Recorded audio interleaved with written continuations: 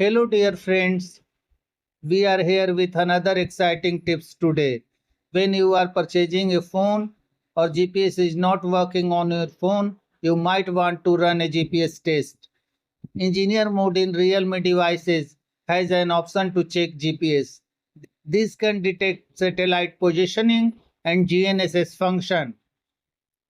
This test comes under debugging, so the GPS can also be repaired. Here is how to run GPS test in Realme phone. Tap on phone icon, type star hash 899 hash. This will open engineer mode for you. Tap on GPS,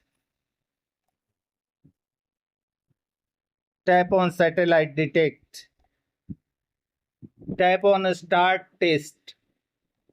Please make sure your phone is in an open environment while searching for stars.